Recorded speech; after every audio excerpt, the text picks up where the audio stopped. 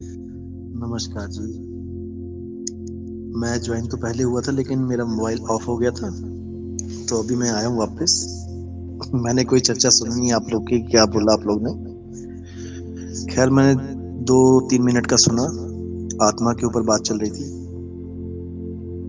तो आप बता मैं दीजिए अपने थोड़ा बारे में आत्मा बता दूं किसको पहले। है, आत्मा परमात्मा क्या होता है।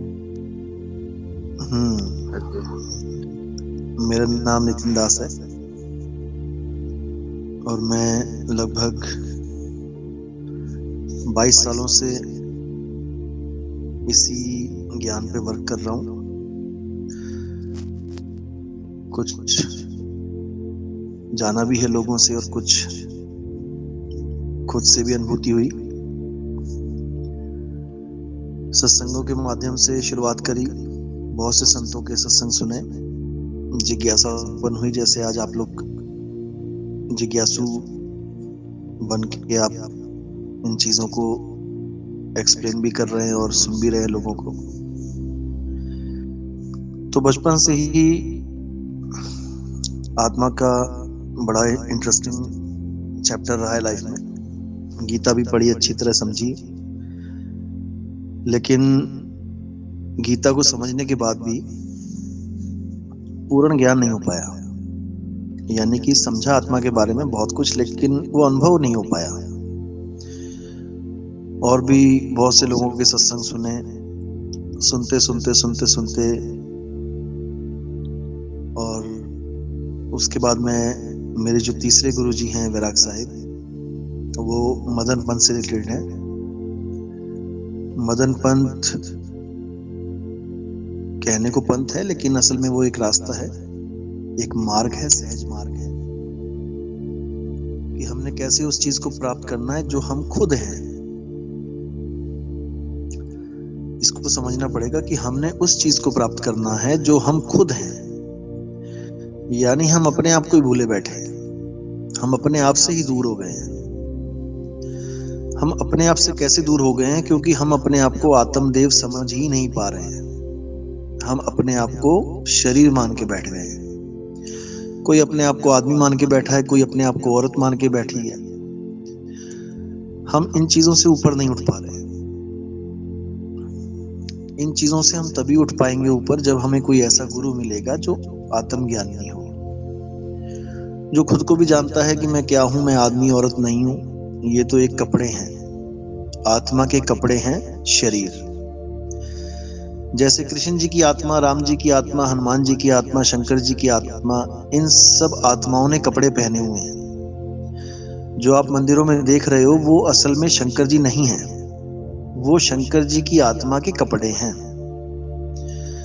आप राम जी को देख रहे हो, पूजा करते हो, तो आप राम जी की पूजा नहीं कर रहे हो, आप राम जी की आत्मा के कपड़ों की पूजा कर रहे हो। हार जो पहना रहे हो वो राम जी की आत्मा के कपड़ों को पहना रहे हो।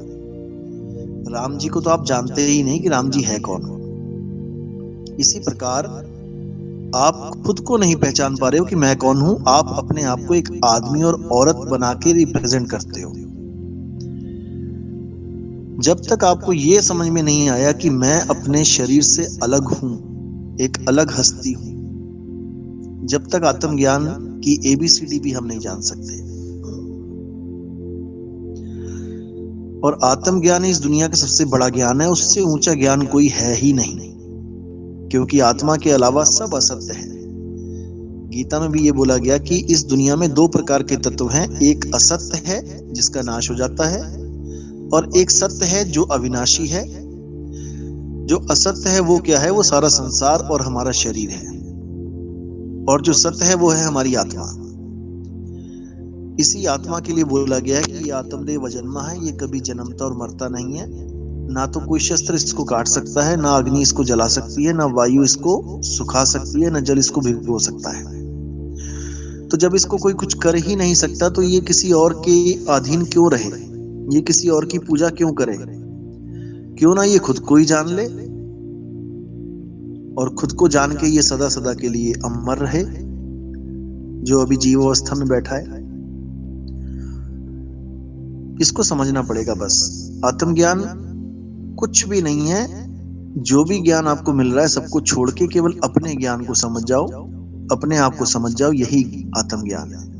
सब मंत्रों को छोड़ दो, सब अक्षरों को छोड़ दो, जितने भी अक्षरों से ये नाम बनाए जाते हैं देवी देवताओं के, भगवान, अल्लाह, वाहिगुरु, गॉड, ये सब अक्षरों के नाम हैं।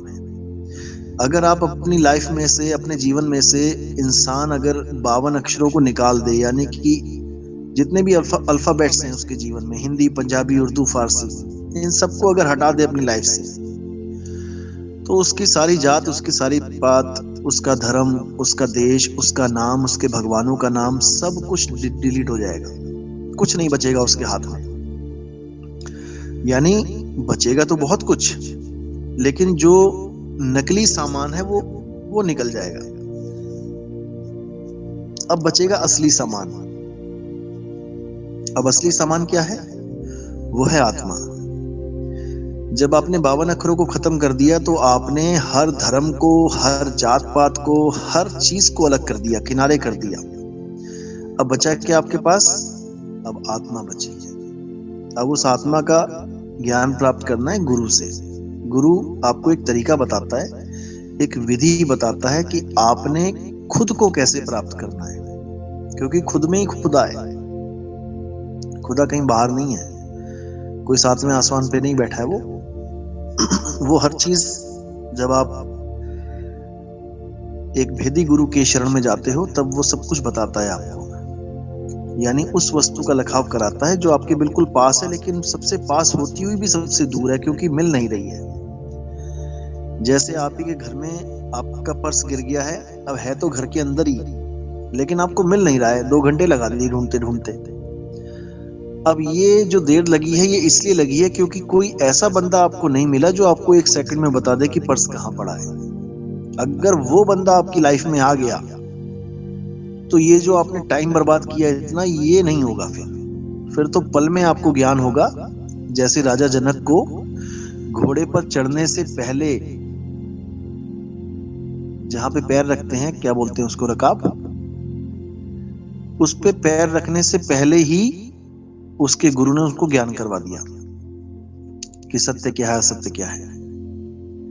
तो ऐसे ही जब कोई गुरु आपके जीवन में आता है तो वो आपको यही बताता है कि सत्य क्या है और असत्य क्या है। बस उसका रोल यही खत्म हो जाता है।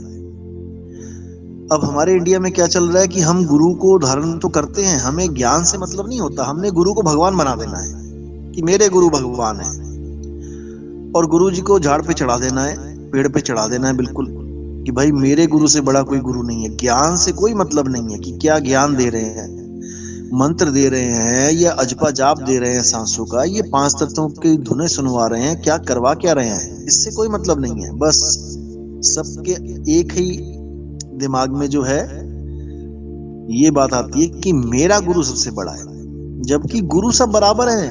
5 तत्वों के ही तो सारे गुरु हैं। आप किसी भी गुरु का पोस्टमार्टम करवा लो, 5 तत्व ही मिलेंगे सब में। बड़ा छोटा तो कोई है ही नहीं है।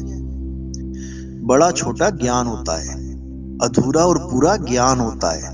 गुरु तो 5 तत्व का सबने पकड़ा हुआ है, उसमें बड़े छोटे की तो बात ही कोई नहीं है।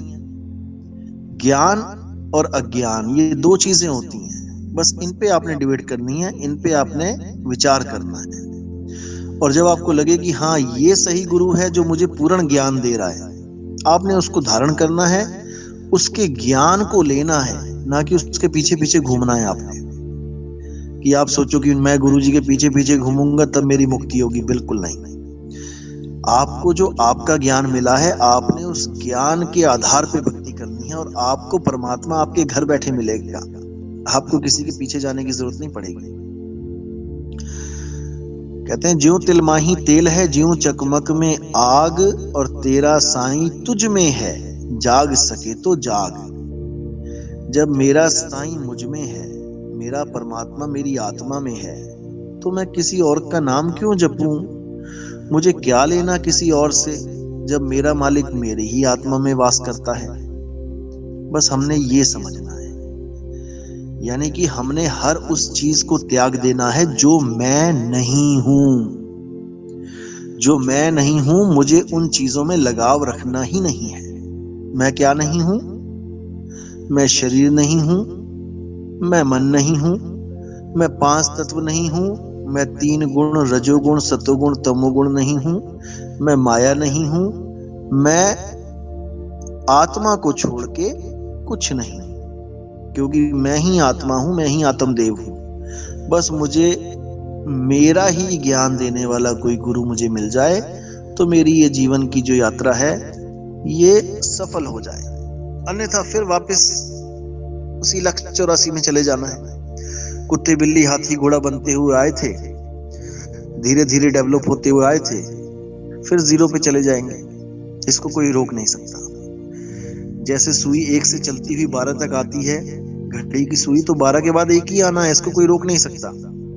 इसी तरह ये साइकिल है, लक्ष्य 84 का चक्कर है, इसी में उलझ जाएंगे, इसी में डूबेंगे। अगर हमने इस आखिरी डंडे पे, ये आखिरी स्टेप है जो हमारा इंसानी चोला है, इसमें ही हम इस जन्म मरण को खत्म करने की युक्ति समझ सकते हैं। अगर कुत्ता बिल्ली हाथी घोड़ा बन गए तो कोई कितना ही समझाता रहे, हमें समझ में नहीं आने वाला। इसीलिए इस मनुष्य चोले को बहुत इंपॉर्टेंट बोला गया है, बहुत ज्यादा इंपॉर्टेंट। अगर इसको मुक्ति का रास्ता मिल जाए तो, अगर ये अपने आप को समझ जाए तो, अगर ये दूसरों की पूजा करता रहेगा तो एक हाथी भी शिवलिंग की पूजा कर सकता है जल चढ़ा के, एक तोता भी राम राम रट सकता है इंसानों की तरह, फिर तो मुक्ति उनको भी मिल जानी चाहिए थी। लेकिन नहीं, केवल इंसान को ही बोला गया है कि यही मुक्ति को प्राप्त कर सकता है। क्यों? क्योंकि ये खुद को जान सकता है कि मैं क्या हूं, और खुद को नहीं जानेगा तो ये किसी और की पूजा करता रहेगा। इसलिए कबीर साहब ने, बाकी संतों ने भी हमेशा यही बोला है कि आत्मज्ञान को प्राप्त करो। आत्मज्ञान बिना नर भटके, कभी मथुरा कभी काशी, और जल में मीन प्यासी, मोहे देखते आवे हांसी। आत्मा का ज्ञान सबसे ऊंचा ज्ञान है, इससे बड़ा कोई ज्ञान नहीं है। कोई राम जी नहीं, कोई कृष्ण जी नहीं, कोई हनुमान जी नहीं, कोई कबीर जी नहीं, कोई नानक जी नहीं, कोई रविदास जी नहीं, ये सब आपसे भिन्न हैं। इसलिए आपने उनकी पूजा नहीं करनी है जो आपसे भिन्न है। आपने किसकी पूजा करनी है? हे अर्जुन, जो लोग, ये अध्याय 3 17वां श्लोक बता रहा हूं मैं आपको, अध्याय 3 17वां श्लोक। हे अर्जुन, जो लोग, जो जिज्ञासु, जो योगी अपनी आत्मा में संतुष्ट हो जाते हैं, अपनी आत्मा में स्थित हो जाते हैं, अपनी आत्मा में रमण करते हैं, उन लोगों के लिए कोई भी धार्मिक कर्म कर्तव्य लागू ही नहीं होता। यानी उन्हें किसी की पूजा करने की जरूरत नहीं है, उन्हें किसी मंदिर मस्जिद गुरुद्वारे जाने की जरूरत नहीं है, उससे किसी जप तप करने की जरूरत नहीं है, उससे किसी तीर्थ में कहीं पहाड़ों के चक्कर काटने की जरूरत नहीं है। वो स्थित प्रज्ञ हो जाते हैं जब अपनी आत्मा में ही स्थित हो जाते हैं। अध्याय 3 18वां श्लोक क्या कहता है कि जो लोग अपनी आत्मा में लीन रहते हैं, जो अपने स्वरूप को प्राप्त कर लेते हैं, वो किसी अन्य जीव पर निर्भर भी नहीं रह जाते। यानी अब उसे अन्य कोई भगवान नहीं चाहिए, अन्य कुछ नहीं चाहिए, कोई उसकी मदद ना भी करे तब भी चलेगा, क्योंकि वो आत्मा में लीन है, आत्मा में संतुष्ट है, आत्मा में ही रमण कर रहा है। अब वो ही आत्मदेव है, और जब वही आत्मदेव हो जाता है तो कोई शस्त्र उसे काट नहीं सकता, क्योंकि शरीर का तो त्याग कर दिया उसने। और कहाँ स्थित हुआ? अपनी ही आत्मा में स्थित हो गया। अब कोई शस्त्र उसको काट नहीं सकता, यानी नरकों की आग उसको जला नहीं सकती। अब उसको कोई पानी भिगो नहीं सकता, यानी अब उसको किसी नदी में डुबोया नहीं जा सकता। अब उसे कोई हवा सुखा नहीं सकती, यानी अब कोई उसको गर्म हवाओं में झुलसा नहीं सकता। यानी कि अब वो काल के जाल से निकल गया, अब वो जन्म मरण के चक्कर से निकल गया, अब वो दुख सुख के झंझटों से निकल गया, अब वो सदा सदा के लिए मुक्त है। तो एक रात में समझाना तो बहुत मुश्किल है, बताना मुश्किल है। उसके लिए हमारे सत्संग आते हैं, कहत कबीर सुनो भाई साधो यूट्यूब चैनल है। आप नितिन दास लिखेंगे साथ में तो आपको जल्दी सर्च कर सकते हैं उसको, कहत कबीर सुनो भाई साधो। आप एक नंबर से स्टार्ट करना। हाँ जी बोलो। जैसे अभी आप नहीं थे ग्रुप में तो चर्चा चल रही थी गुरु के ऊपर, तो कुछ भाई बता रहे थे कि भाई आत्मज्ञान के लिए हम गुरु की मूर्ति निहारते हैं, कुछ कह रहे थे हम मुद्राएं लगाते हैं, मंत्र भी जपना पड़ता है, सांसों के ऊपर सोहम जपना पड़ता है। तो क्या आत्मज्ञान पाने के लिए हमें ये सब करना जरूरी है, या बिना इसके भी, क्योंकि मैं नहीं, मानता हूँ कि भाषा नहीं थी तो परमात्मा तो पहले भी था। बिल्कुल। तो क्या ये ये कुछ आत्मज्ञान के करने लिए की हमें जरूरत ये नहीं सब है, जरूरी है? बिल्कुल भी नहीं।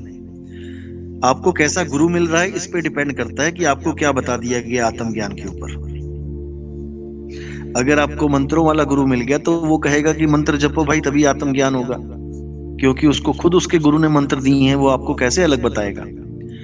जिसको जिसके गुरु ने श्वासों के अजपा जाप दे दिया, सोहंग सोहंग जपने को दे दिया, वो आपको भी कहेगा कि भाई आप भी सोहंग जपो, मैं भी जपता हूँ। क्यों? क्योंकि गुरुजी ने दिया है। जिसको कानों में उंगलियां डाल के अनहद नाद सुनवाने के लिए बोल दिया, वो आपको भी बोलेगा कानों में उंगलियां डालो। ठीक है ना? 5 मुद्राएं होती हैं, कुंभक, रेचक, पूरक, ये क्या नाम है, चाचरी, भूचरी, खेचरी, गोचरी, उन्मुनी। ये सब मुद्राएं आत्मज्ञान के सामने यूजलेस है। वैसे इनका लाभ है, वैसे इनका क्या लाभ है कि आपकी आपके शरीर को ये स्थिर करती हैं। ये सब देह की तपस्याएं हैं, ये देह से रिलेटेड मुद्राएं हैं। लेकिन आत्मा का जो ज्ञान है वो विदेही ज्ञान है, उसमें देह का कोई रोल ही नहीं है। इसीलिए कबीर साहब ने बोला है कि देही ज्ञान सब जगत बखाने। देह है तो मंत्र है, आप बिना देह के मंत्र बोल के दिखाओ। देह की उत्पत्ति के बाद ही मंत्रों की उत्पत्ति